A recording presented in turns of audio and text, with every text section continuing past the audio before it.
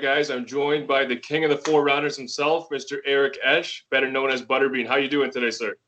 Doing awesome. How about yourself? I'm good. I'm good. I'm happy you took our call, took the time to come on our show. Hey, no problem. Okay, so I guess we'll get started. My first question for you, sir, is what is your fondest memory when you look back on your time as a professional boxer?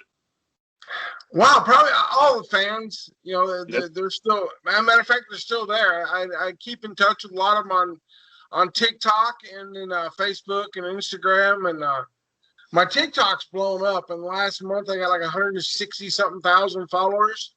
Oh, wow. It's awesome, man. We'll definitely give you a follow on there as well. Please do. Okay. So you fought a lot of four rounders. Was there a reason why you didn't really want to venture out past that? You did a few times with the Larry Holmes fight, went up, but why did you stick to the 4 rounds? You know, I was getting paid for the same if I was fighting 10 rounds. So what would you do? Yeah, make it 2. Smart, fight smarter, not harder. Right. Do you feel like people gave you looked at you differently or underestimated you based on the way that you looked? Well, you know, some of them did, so I knocked the guy out that was supposed to beat me. You know, I kind of Monaco's a prime example. Okay. Sorry, what was that, sir?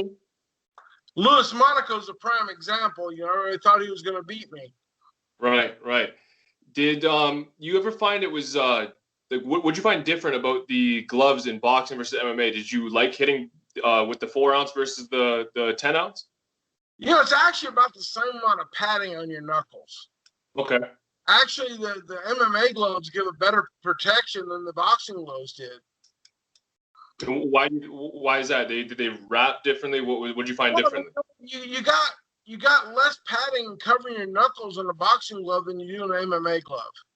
Okay. I didn't know that. That's interesting. Plates wrapped around your wrist and on the top of your hand. Gotcha. So I got to ask you, what was it like getting in the ring with one of the greatest heavyweights of all time, Larry Holmes? It'd have been awesome if he wouldn't have run from me. Well, I mean, that's his style, though. He's going to jab. Yeah, but I mean, out of all the fights I've watched, he at least got in there and brawled with a couple people. You know, I always had a brawling episode with somebody. Right. He at least got in and banged with them for a short period. Me, he'd run like he was in a track in a marathon race. Fair enough, but you dropped him though. Yeah, it's.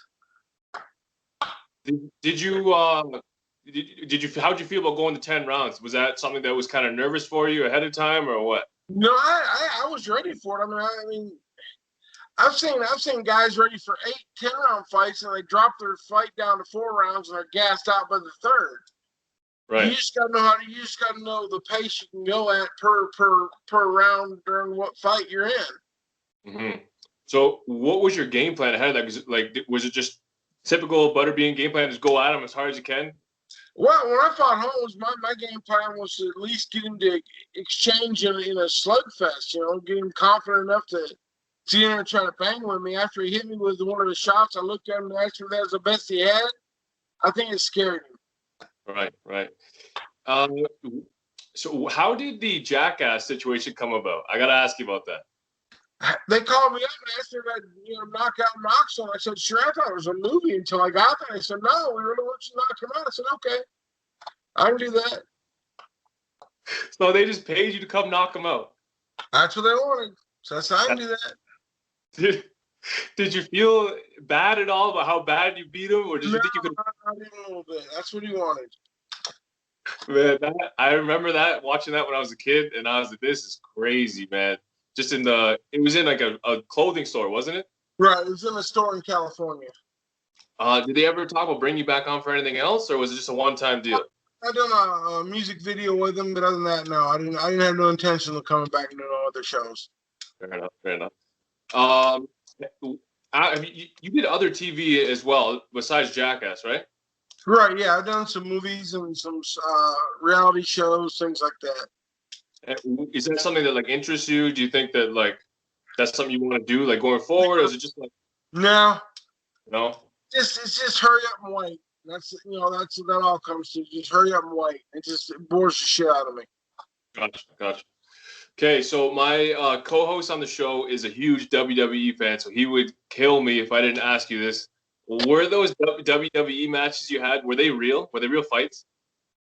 Well, the Bart Gunn, obviously, that was definitely a real fight. The Martin Merrill, that's just wrestling.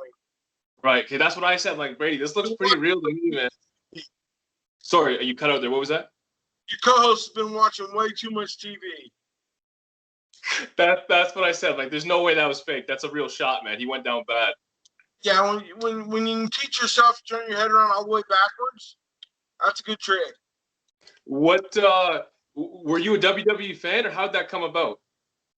Well, they hired me for 3 pay-per-views. I done 2, and the last one was open.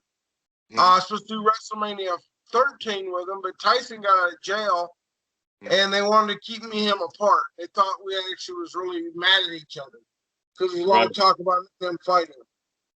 And weren't you supposed to fight Tyson, or so you wanted to fight Tyson? Was that ever on the table? Was it ever offered? There was very little talk about it. It just, they wanted to keep him away from anybody could punch after he got out of jail. Do you think if you did, it would be a 4-round fight, or what do you think? That's what I wanted to fight him. Yeah. A slugfest. That's what people want to see. And it's all would have been out. Either I'd knocked him out or he'd knocked me out. Yeah, definitely. Swing, and it would have just been a slugfest. For sure.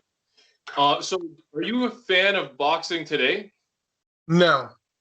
No? Not at all? People like Wilder out there fighting? Come on, really? Well, what about Fury? Wilder beat Fury. You tell me there's not a problem with that.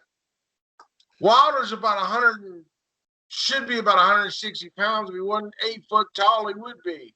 Yeah, he's definitely really skinny. He's a smaller heavyweight, just tall. He's tiny. Yeah. I mean, hands on, he can't pick with a shit. It's definitely not the same as the 90s. The 90s was a golden era. You had guys like yourself and whatnot. And people think he's got power, please. You don't think he hits hard? No. But he's got like 40 knockouts and 41 wins or whatever. Look who he's fought. A bunch of nobodies. Yeah, I mean, yeah, you have a point. You got a point. Yeah,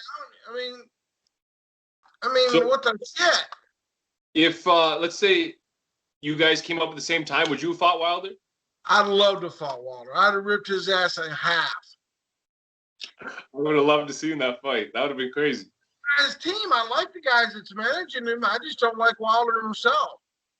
Yeah, and he's saying some pretty outlandish things about his trainer right now. It's just not a good look.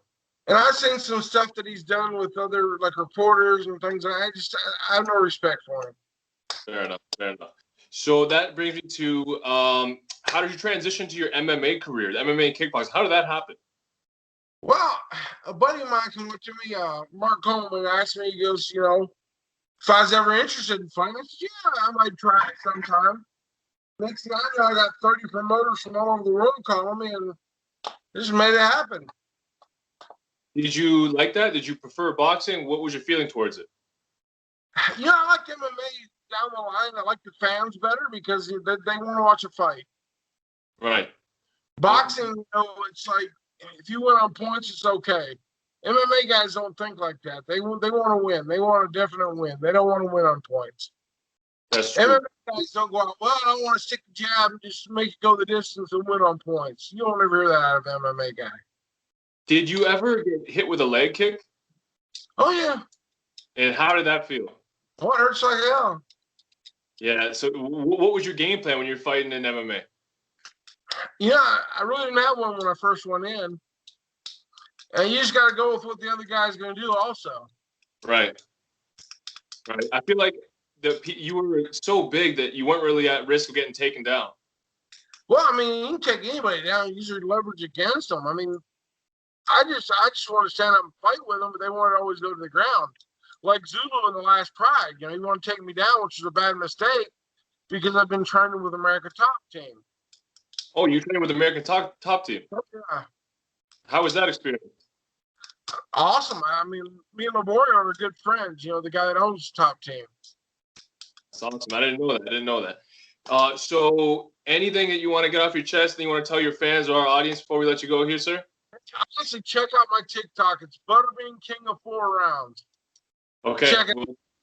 I will put that in the caption of the video, and we'll give you a follow as well. followers, or your podcast must suck if you don't.